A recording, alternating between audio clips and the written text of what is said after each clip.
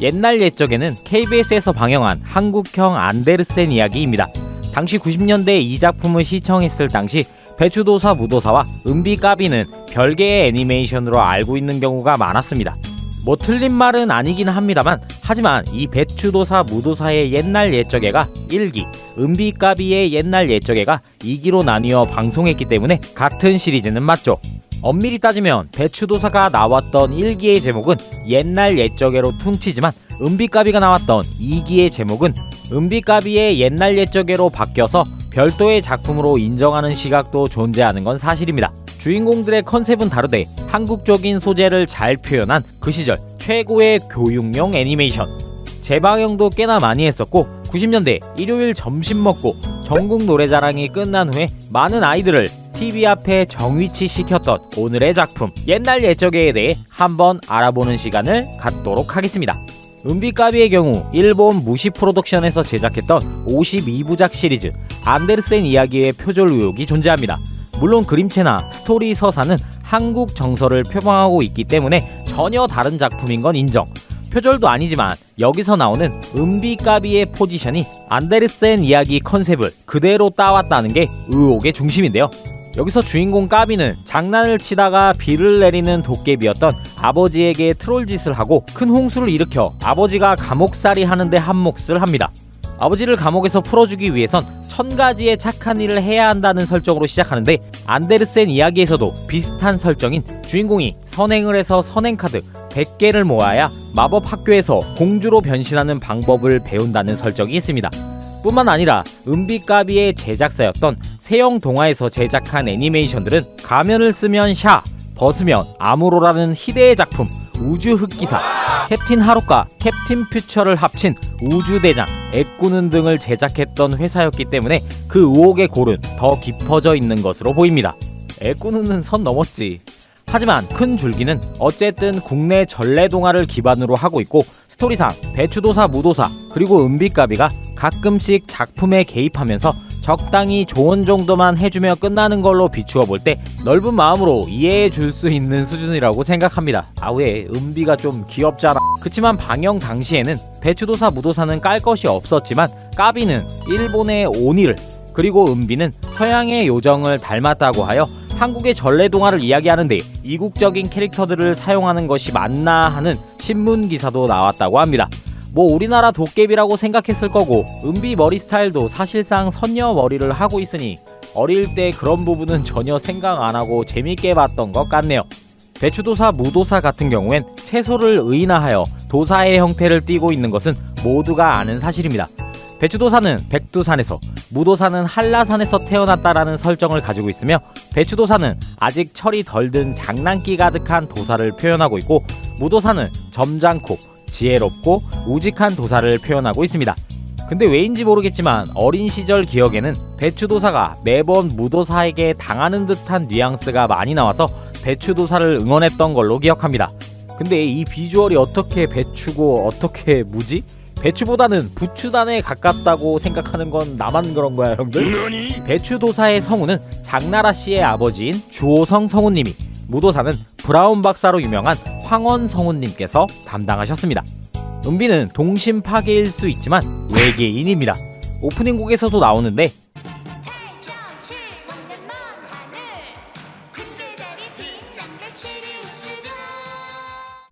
해당 오프닝 곡은 가수 홍서범님의 아내인 같은 가수 출신인 조갑경님께서 불렀습니다. 그리고 배추도사 무도사 오프닝은 코미디언 출신 김정식님께서 부르셨죠.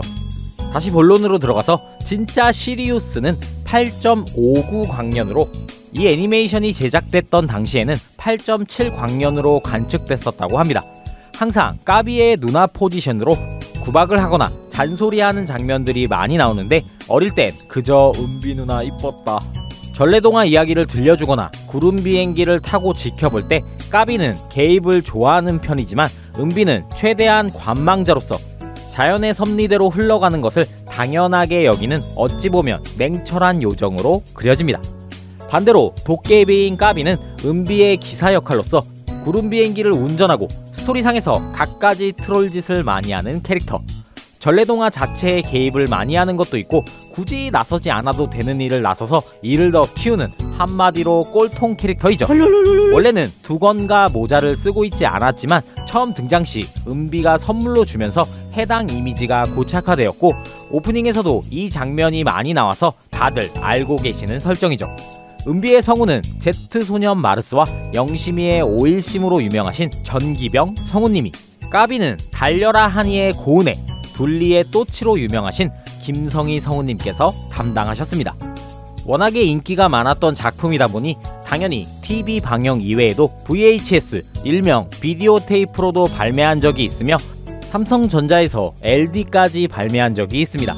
여기서 LD는 다소 생소할 수 있는데 레이저 디스크의 줄임말로서 비디오와 CD 매체 사이에 존재했던 영상 매체로 크기는 LP판 크기인데 CD라고 생각하시면 편할 것 같습니다. 하지만 말씀드린 바와 같이 DVD 시장이 활성화되면서 금방 사장길로 접어들었던 비운의 매체이기도 하죠. 2014년까지도 할머니가 들려주신 옛날 이야기라는 부제를 붙여 6개의 CD로 발매하기도 했었다고 합니다.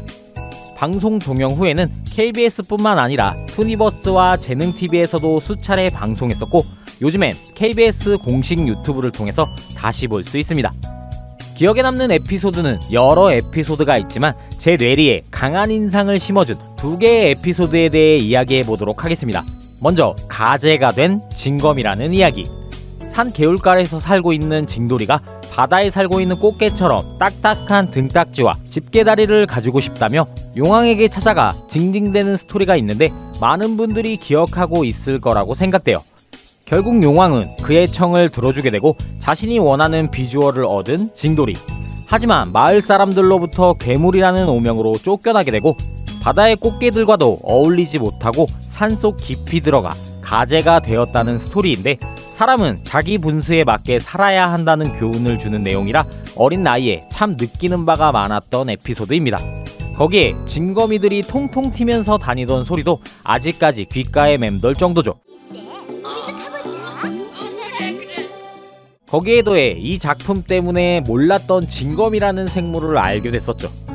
그리고 두 번째 스토리는 자기를 도둑맞은 사람이라는 스토리인데 사람의 손톱 발톱은 혼이 깃들어져 있으니 밤에 아무렇게나 버리면 큰일 난다고 어느 한 노인이 말해주는데 이 도령은 그딴 게 어딨냐며 아무 곳에 손톱을 버리게 되죠.